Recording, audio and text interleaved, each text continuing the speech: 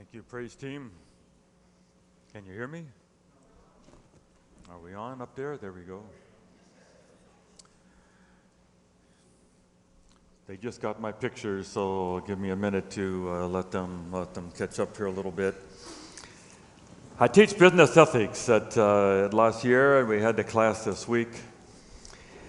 Someone heard I was teaching that and gave me a movie. It's not a good movie. There are bad words all the way through it.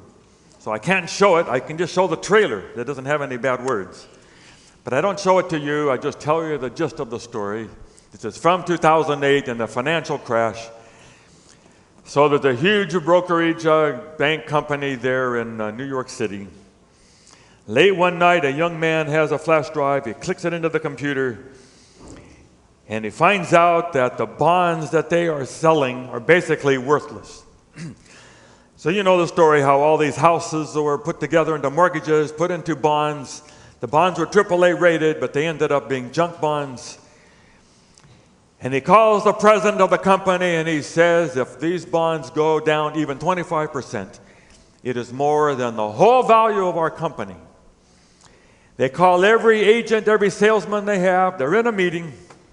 And he says, we have to sell all the bonds in the next 24 hours. They're worthless. What you are now going to sell is worth nothing to anybody. But you can't tell them that. You have to sell all of these bonds. You will never work in the business again. You will never have any of these friends again that you sell them to. But tomorrow night we'll give you a check for $3 million. You get it? And they almost all of them do it. One or two say no. They have mortgages, they have mansions, they have their gym memberships, they have their Ferraris. They cannot say no. And so they call and sell junk bonds. How do you do that? Call your friends up and sell them millions of dollars of bonds that are absolutely worthless, and you'll never be their friend again. All the big banks did it. Enron. Incredible. And people lost all their life savings. Bernie Madoff. People just lives destroyed. Somebody's greed. Well, you think those are those bad guys, and they're there. I've had a church member did the Nigerian scam, lost $35,000 before the family called me. Years ago, my own dear mother, I found out she was buying little light bulbs and other little deals, all part of leading up to winning a lottery. $2 million. And mother, you are the ones that they focus on, widows who hope to make some money. I said, you cannot do this. Well, I thought I was going to get this money. If I could just buy one more thing, it would do it. Oh, Mom. Another Adventist called me a while ago. He said, Dan, if you'll give me $1,000 tonight, by Christmas time, I can give your church $1 million. They were all going to buy old Iraqi money. And they had a rumor that Iraq was going to devalue the money and this money would become priceless. I said, how many people have already given? He had 100 people who had given him $1,000. He had $100,000 in his account. It never happened. It didn't work. All over the internet, Iraq was saying, we're not doing this. I've had Adventists try to sell me Amway, Herbalife, weird juices, gold coins, Arabian horses, and stuff to make my hair grow. And the guy who tried to sell it to me was bald himself. I said, when it works for you, let me know. Everybody wanting to make some money. I have had pastors take computers that belong to the church. I have preached at least 3 colleges where there was a house outside the front gates of the college, where there was a big house for the president. And people would whisper me, Pastor Dan, he makes $200 a month. How can he have a house like that? I can tell you 100 more stories like that. Greed is in all of us. You go crazy when you walk into an Apple store. When the latest iPhone, iPad, whatever else comes out, the latest gadget, want to upgrade to the latest thing? Do you have some closets full of clothes that you almost never wear?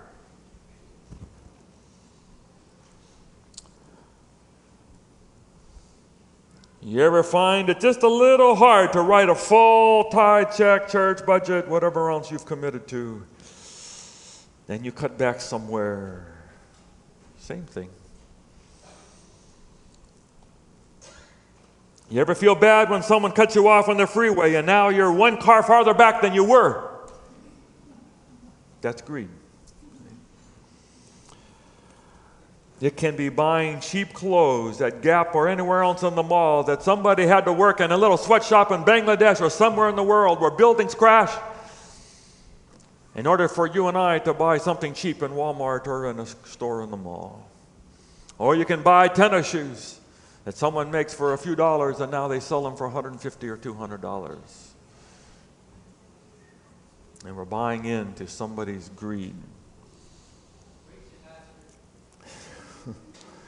It can be staying in a hotel or eating in a restaurant and not tipping the people who, that's the only way they survive. They had to make speeches about it in San Antonio this last summer to be sure that Adventists, who were known for being cheap, would tip.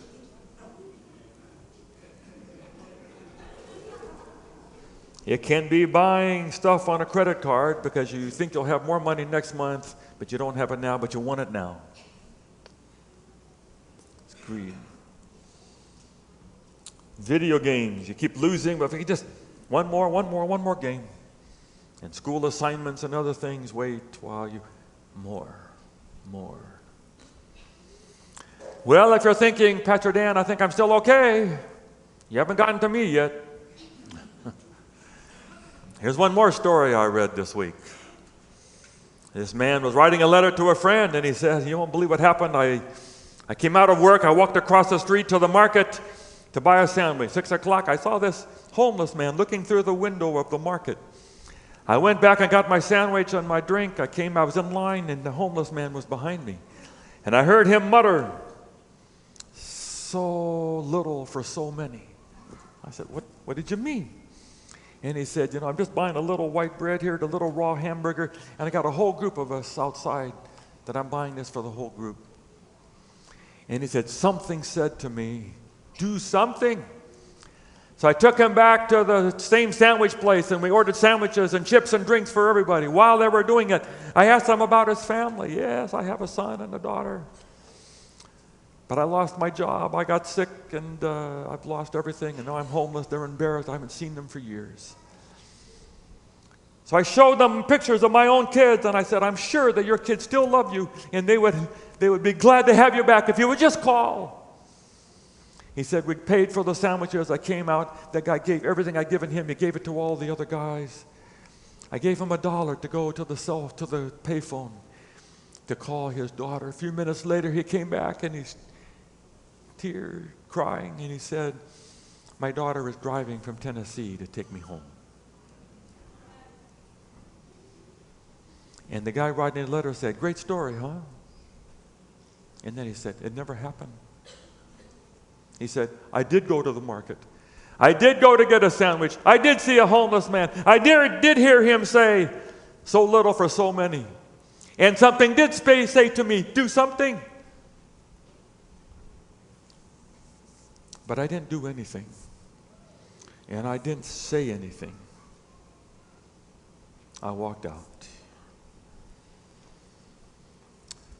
And so even if you don't get pulled by greed of wanting to get more money, if you want to hold on to what you have when God is trying to whisper you to give to this person, you don't have to give to everybody. But it's pretty clear in the Bible, 1 John 3:17, how can God's love be in anyone who has the world's goods and sees a brother in need and yet refuses help? That's greed too. Well, here's the story. You know the story in Luke chapter 12? A famous story. It says, a rich man said, I don't have enough room. I'll tear down my barns and build bigger ones. Now take it easy and eat, drink, and be merry. But God said to him, you fool, you will die this very night. Then who will get all that you worked for? Yes, a person is a fool to store up earthly wealth, but not have a rich relationship with God. You like that passage? How does that feel? Well, what's the problem with greed, our third of our 7 deadly sins? Number 1, the Bible says you can lose your own soul. What good does it do to gain the whole world but then lose your own soul? If it's something about greed, it can eat away your soul. I asked the kids in class, is it okay to make money? It's a school of business.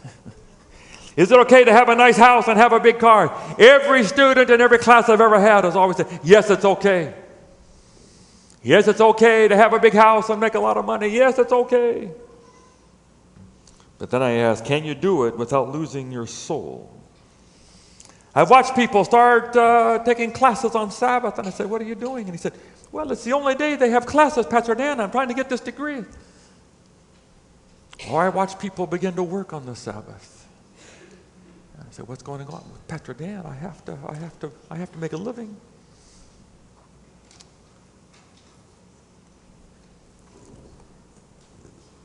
I don't know how many couples now in the last few years, they set a wedding date, they call me up, and then I find out while we're having the premarital counseling, somehow, somewhere, they didn't have enough money and it seemed cheaper, we're going to get married anyway, to just move in and save one set of rent. And now they're here together. I said, be careful. So now money and what you want to have are now more important than God. And don't be careful, don't lose your own soul. I don't want to be the judge, but be careful. There's an objection that people bring up right about here. I read about it in several books this week. But there are those who say greed is good. Maybe you've seen an old movie. I never heard of the movie. But they say there's a famous speech, so I went to YouTube and I watched this subtle 2-minute segment. Wall Street movie. Years ago, a guy named Gordon Gekko, he's played by Michael Douglas in the movie. And in front of the whole crowd, he just stands and he just said, greed is good. Greed is right. Greed works. Greed is part of how evolution has gone forward, and we've come to what we have today. It's because of greed driving people up. Greed is why we invent cars and why Stephen Jobs invented all these things, for greed. That's why we get new medicines.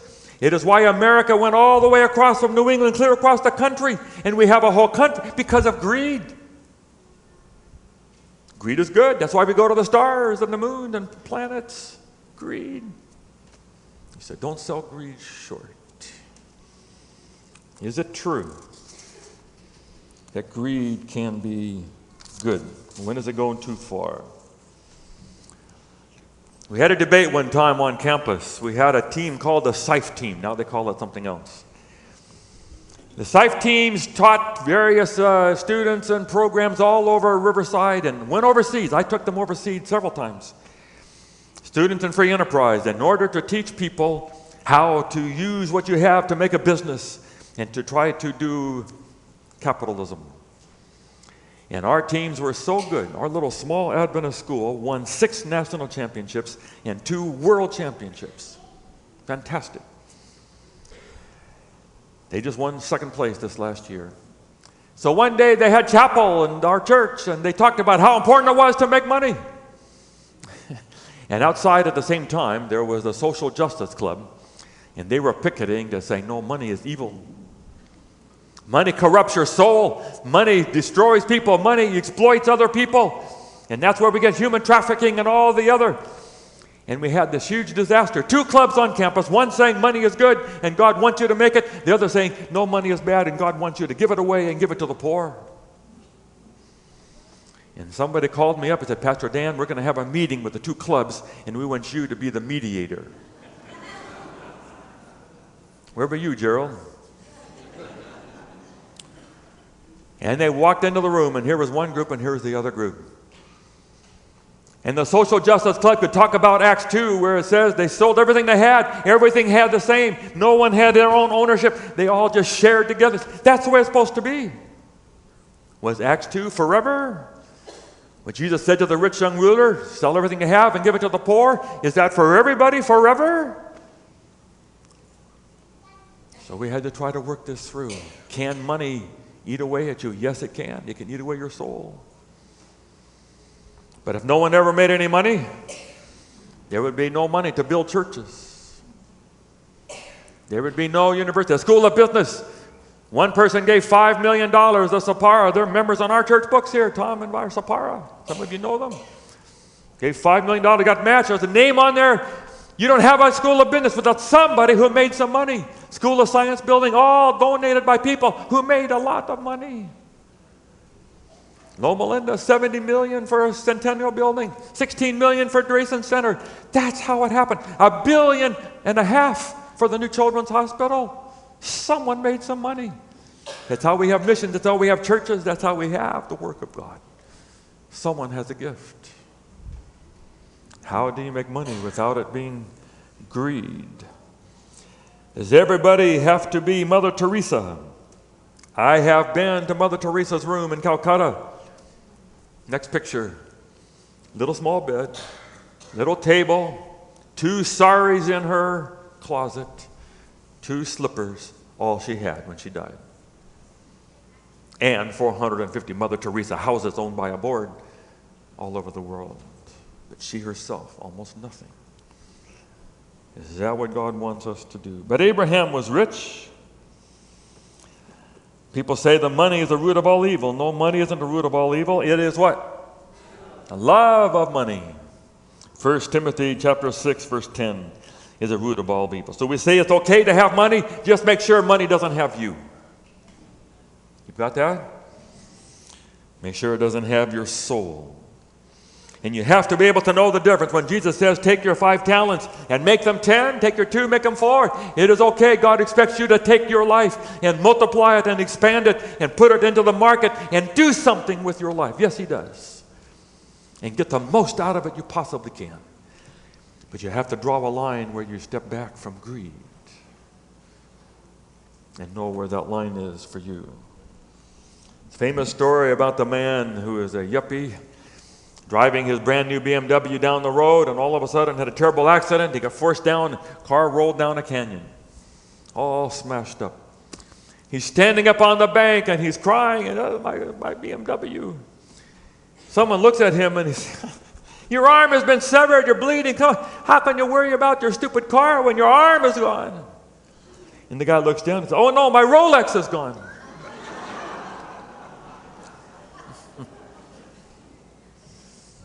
Something wrong in most of us. Number 2, don't trust the stuff. This is what just drives God crazy. People worship what He's made rather than worshiping the God who made it. And God gives us the power to make stuff, build stuff, buy stuff, and then we start worshiping the stuff and not the God who gave us the power to do it all. He said, don't trust the stuff. 1 Timothy 6, verse 17. Don't put your trust in money, but put your hope in God, who richly provides us with everything for our enjoyment. You can't let money or your stuff be who you are. Are you happy when you have enough money, and are you sad when you don't have enough? That's a tip-off. And now you're trusting in money and not God. Be careful. I read in one book the story of Achan. Achan, they go to fight this battle of Ai, and God's army just about gets annihilated. And they say, what happened?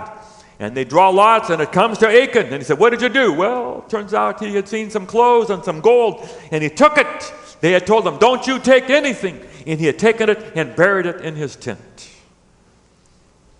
And said, how could you do that? How can you not trust God?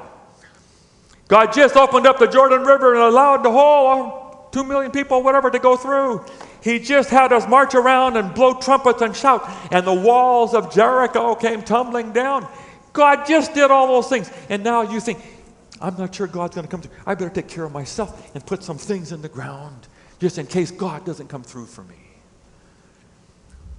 And the Bible says, don't trust stuff.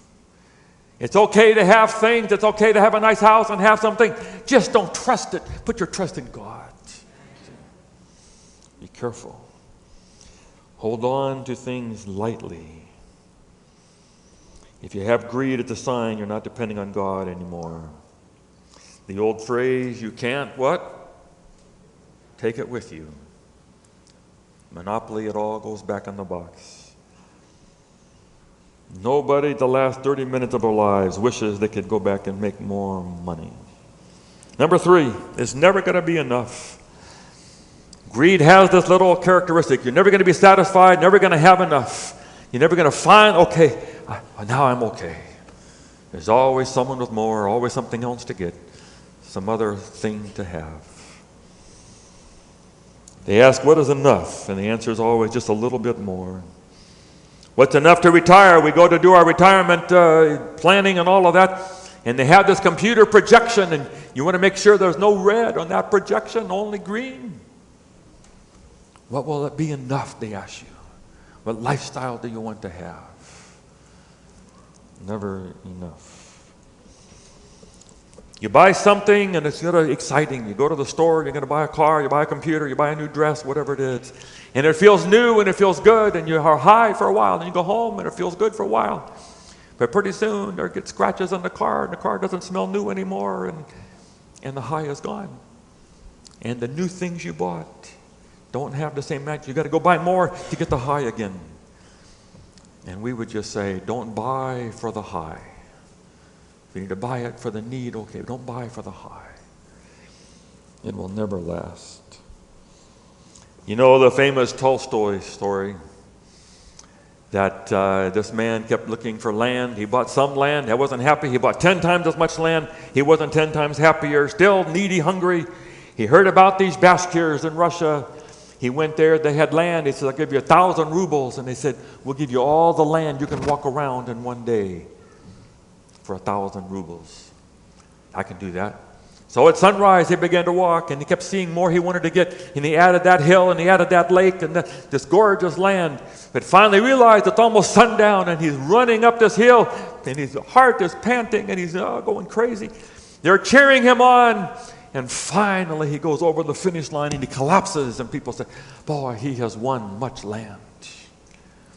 Except that he died and the only land he got was the 6 feet to bury him. How much land does a man need? Number 4, we were made for God. There's this old theology that God made us for himself. He made us in his own image so we could be with him, and we will always be hungry unless you have God in your life. And when Adam and Eve left God, they were scared, they were hungry, and they felt naked. And so they put fig leaves around them. And the theology says it's all we've been doing for thousands of years is just getting more expensive fig leaves to try to feel better. If I could just have that, if I could just buy that, if I could just go there, if I could travel there, if I could have that degree, if I could just marry that person, I would now be okay. And it's just more fig leaves until you go to God. I have a relative, we love her, but she left God and church long ago, and she has searched for everything. It's always the latest book on Oprah show or some other religion, some other book, some other philosophy. It has either been working out and losing all the weight, looking gorgeous, decorating her house, always something. And I just want to put my hands on her shoulder and say, you're looking for God? None of that is ever going to fill that place in your life. It's only going to be with God. Don't keep looking for something else. Well, let's go quickly now. How do you keep greed under control? This first point I've still been wrestling with, so I may not say this just right. I just put it up here today. Live life thick. If you find yourself looking for more in life, more money, more things, more experiences, more life, one answer is to live more life. The more you live and the richer you live, the less you will feel the need for other things. Jesus said, I came to give you life more abundantly. But he also turns around and says, but life does not consist of the abundance of riches. So somehow it is not the abundance of things that will give you the abundant life. It's something else. And I have just found is that the more I lived and the more I did missions and projects and helped other people and did things for God, the more experiences I had, the less driven I was to have more money or have what someone else had or try to keep up with someone, because my life was filled with these other things. And so if you find yourself always looking around for more, get an education, live a life, get involved in doing something to make a difference for other people, find a way to fill your life, and you will find that you will not have to have as much greed. They have these kids in Chicago where I used to live. And they would, their life was so terrible there in the south side of Chicago that the only way to have any fun was to either do drugs or to make babies. That's all there was. Until a group of people began to put midnight basketball into their gyms. And the same kids that were doing all this before now are playing basketball, and it takes care of them and they feel full and they don't have to do something else to satisfy that hunger. So live life full. I put a few simple things together. These are just little things that I believe you can do whatever you want with them. Ignore advertising. I refuse to be manipulated or to buy anything because of advertising. I never watch the shopping channels. I never looked through catalogs. I used to read through catalogs, and I found that when I read through catalogs, I wanted the stuff that was in the catalogs. So I don't read the catalogs anymore. If you buy one catalog, pretty soon they send 6 more of other companies to you. Have you noticed that? My name was spelled wrong the first time. The 6 other ones were all spelled wrong. I knew they all got their name from him. I don't read any of them anymore. We never buy anything big the first time we buy it. We see it. We always go home. It used to drive me crazy. Hilda would do that, but I learned from it. Somehow, when you go home, you don't seem to need that thing quite as bad as you did in the store. I used this in my premarital counseling. We were in Europe. We were in Germany, and the whole tourist group was in a cuckoo clock store. And somehow, when you're in Rothenburg, Germany, and you're with all these castles and cathedrals and touring, and you're in a cuckoo clock store, you have to go home with a cuckoo clock. Cheapest one was $140. This is 25 years ago. And we were going to buy it, but then Hilda and I said, well, how are we going to carry this for the rest of the 2 weeks of our trip? We've got to carry this stupid cuckoo clock. So we told them, give us your card, we'll order when we get back, and then you can ship it to us. Okay. But somehow when we got home to Chicago, the idea that we need a cuckoo clock with a little bird going off every hour all night somehow didn't seem so important anymore. Sorry if you have a cuckoo clock. And not to have 2 little boys and pulling out all those chains and all the weight. We said, well, we don't think we need, and $140 is still in our pocket. Just go home first. We have been following someone called Tightwad Gazette for a long time. We learn things. We share newspaper with our neighbor, Dr. Fritz Guy, across the street. He buys the LA Times and we buy the Riverside paper. And then every day we walk across the street and we have to say hi to our neighbor and give him the other newspaper. For 15 years we've done this together. You fix things instead of buying new. Just a whole list of things we've been following. Number 3. Gratitude. I take kids all over the world. Every time when they come back, what do they say? I'm so thankful for America. And now they're thankful for their showers, and they're thankful for life, and thankful for their families. They say, I will never complain again. Gratitude. Every time Hilda and I feel that we'd have something we're missing, we wish we could remodel the kitchen or some other thing. But then we think, we've got 2 sons. They're graduating without any school debt, and they've got jobs, and they're in church, and they're good people. And we've got hundreds of friends, and we have projects all over the world, and we've traveled all over. We have a house full of stuff. There's no room for anything else in our house anyway. And we feel, okay, gratitude kills greed. Amen? If you have gratitude for what you have, it kills greed for what you don't have. Gratitude. Number 4 is giving. One of the biggest reasons God instituted the whole tithing and giving budget and all of that was not just because he needs money. God does not need money to run the church, and he can take care of the pastors without needing you. Thank you very much. God could do that by himself if he wanted to. But he says, let me just help you disconnect between your life and money. So you can keep money at arm's length and keep it under control. Every time you write a check and you say, God, here's my money from me to you. It's a little way of cutting off the head of the greed in your life and saying, I will not let that own me. Not today, not today. And gratitude kills greed, and giving kills greed. It all belongs to God anyway. You know the famous story called the pineapple story. If you don't have it, buy the video, read the book. Great story. Dutch missionary goes down to New Guinea, builds his mission place, and he wants to have pineapples. So he grows a whole garden of pineapples, and he waits there for a long time for the pineapples to finally begin to come in. And as soon as they come in, all the villagers steal them. He plants them again, he puts a fence, they still steal them. They steal everything. He said, they stole our clothes off the clothesline. They would steal my shirts. They would come to church wearing my shirt. How can you do that? And finally, these natives who hadn't accepted Jesus yet came and said, we don't think you're a Christian. I'm a Christian. I am the missionary. No, you're not a Christian. You're selfish over your pineapples. They're my pineapples. I paid for them. Yeah, but you paid us to work for them. There are pineapples too. And after 2 or 3 years, he finally said, I gave up. And I said, God, these are your pineapples. If you want them to eat my pineapples, okay, now they're your pineapples. They can eat your pineapples. And as soon as he gave them back to God, he got over it. And he and the villagers worked it out. Great story.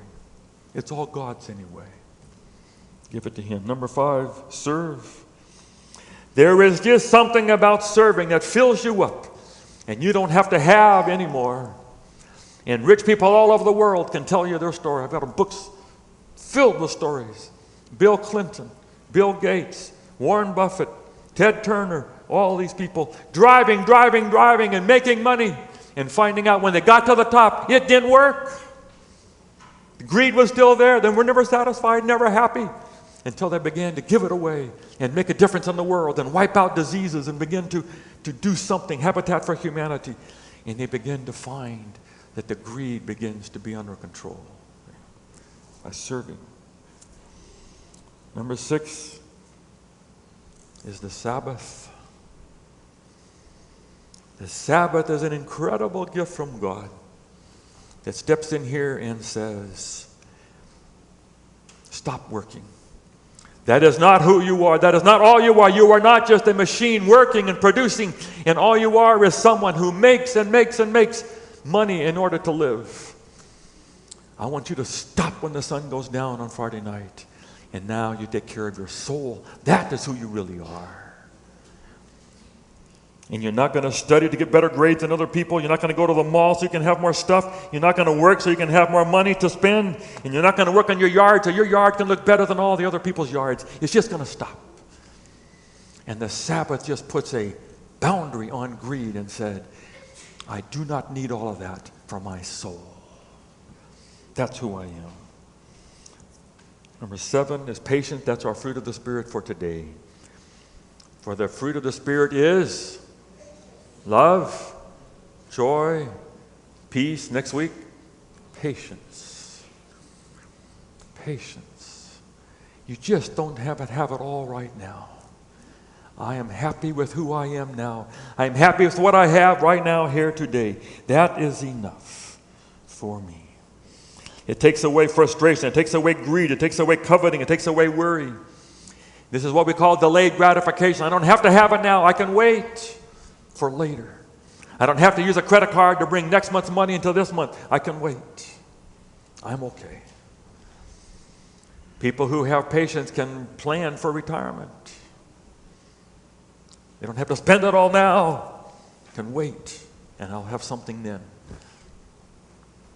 We were trying to impress a certain person in our house to plan for his retirement now that he has a job. I didn't quite get the point until I brought out our retirement plan, and I said, this is what we have. If we didn't have this, when we retire, we're coming to live with you. But because we have this, we're not going to come live with you. And that got him, and he signed up for the retirement plan. And so delayed gratification says, I don't have to have it all right now. I am okay. I am content. And so our fruit for today is peach for patience. And we have peaches for you, not peaches that you can just take home a peach, but we have peach cobbler for you outside today with ice cream. Hoping that you will never forget, what was the first week? Strawberry stands for love. Last week, apple stand for joy. And today, peach stands for patience. I hope you'll come next week. Pastor Tony is coming down to talk about lust. If you missed all the other weeks, I wouldn't miss the week on lust. You'll see what the fruit is for next week.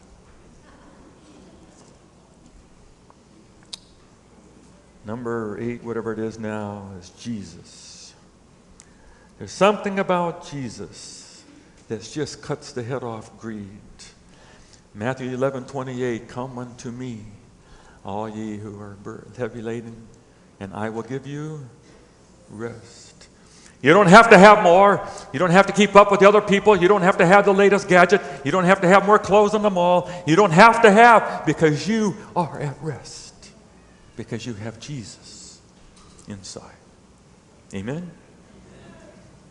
One more. It always has to be about grace. How does grace stop greed and keep greed under control? And I'm going to use an illustration that I've used many years ago, haven't used for a while. Please understand this in the purest sense that I can make it. You grow up as little children, and somewhere along the line, 9, 10, 12, whatever, you begin to hear about this thing people call making love. You may hear it from the kids at school, you may hear it from the 5th graders, you may hear it from your parents, or maybe television or some class, somewhere you hear. You don't have a whole picture, but you get an idea. And then as you get older, this becomes something that is all around you everywhere. It's in the movies, it's around you, all the kids talk about it, everyone is doing it. But somewhere there are these no's, where someone says no. Your parents say no, teacher says no, the girls say no, the girls' dean says no, the church says no, the God says no, the Bible says no, everybody says no everywhere. And then finally comes a time when you date somebody and it's still no. And then you get engaged and there's a beginning of a little yes. Not capital Y yes, this is just a maybe yes, but okay, someone's beginning to say yes to you. And then finally comes a day, I did a big wedding Sunday, they come down the aisle. And someone stands in front of God and the pastor and your family and says, I do to you, and makes promises for the rest of your life. And you go down and the organ is playing and you go and you change your clothes and you come out to your car and they're throwing rice and they're cheering for you and you drive away. They have an arch with the sparklers and everyone is happy for you. You have said yes. Someone out of the whole world says yes to you. And then you drive away to Hawaii or wherever you go for a honeymoon. And you say yes to each other in a way that God was the most powerful way he could come up with. And that feeling of acceptance and oneness and forgiveness and love is the most powerful thing that God could come up with for us to hear yes. After a lifetime of no everywhere, finally someone just says yes to you. And you are part of that. And what I'm trying to say to you all today, whether you are single or married or divorced or widowed or gay or straight or whatever your situation is, it is God's desire for you to feel that yes in the deepest part of your soul from God forever. And God says, you wonder no more, worry no more. This is who I am. I put you on my list thousands of years ago. Before you were born, I accepted you and I said yes to you. And I sent the cross to be the loudest yes to you I could come up with. Yes. When you feel that yes from someone on your honeymoon, and the next day you're hanging out with some of your brothers or cousins, and you're playing a video game and you lose the video game, where maybe before you would have said, one more game, give me another chance. You would want to have some more in order to win. Now, it just doesn't seem to matter anymore because someone said yes to you at such a deeper level. Who cares about a stupid video game now? Because you're going back home to the hotel where this person says yes to you. And somehow when you and I have experienced this yes from God, and the yes that comes in the cross of Jesus, and you know the deepest part of who you are, that God has said yes to you, somehow more money or more things or more house and more stuff just doesn't seem as important anymore because of grace. Amen? Because of grace. God bless you all.